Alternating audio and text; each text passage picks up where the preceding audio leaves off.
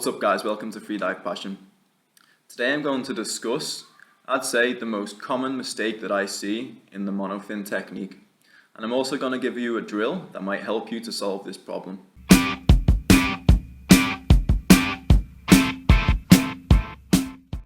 When swimming with a monofin, you have a front kick and a back kick.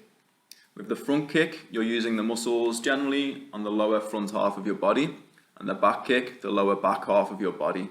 So the front is known as the anterior chain, the back is the posterior chain. The mistake that I see most freedivers who use a monofin is they'll be focusing on the front kick and have little to no back kick. This means all the load is being put on your anterior chain, so you're going to have a much larger amount of lactic acid buildup. Also, your finning is going to be less efficient because you're only getting power from one half of your technique, one half of your stroke. Believe me, if you develop a good back kick and if you focus on working on your back kick and your technique, the back kick gives you just as much power as the front kick. So it's going to give you a smoother transition of power between the fin and the water, a smoother speed throughout the water, and the lactic acid buildup or the acidity in your muscles is going to be spread around your whole body, which makes for a more efficient, more comfortable dive. To help illustrate my point, I'm going to use two different video clips. Now, it's very hard to find good quality underwater footage, and especially of good and bad monofin technique. But I managed to find a couple of decent clips. They're not very long, so I'm going to have to play them in repeat. But the idea is just so you can have a visual idea of what I'm talking about as I'm talking about it. If you want to see the whole videos all the way through, then I'm going to post the links to them videos down in the description box. As you watch these videos, I want you to focus on watching the fin. And as the fin moves forward, you'll see there's a bend.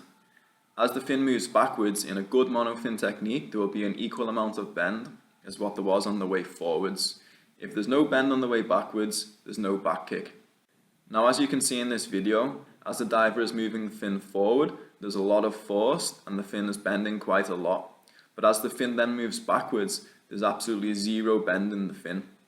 This means he's only getting power from the front kick and nothing from the back kick.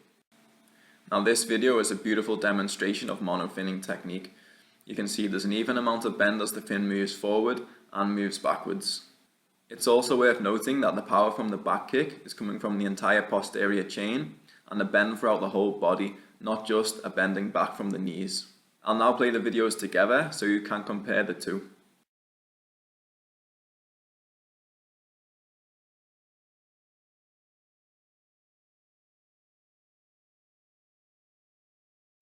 The thing people struggle with the most on the back kick is keeping the toes pointed. If the toe is pointed, the fin is pointing down and the fin is going to be moving efficiently through the water. If you allow the foot to bend, then the fin is also going to bend and it's no longer moving through the water efficiently, and you're not going to get any power from the back kick.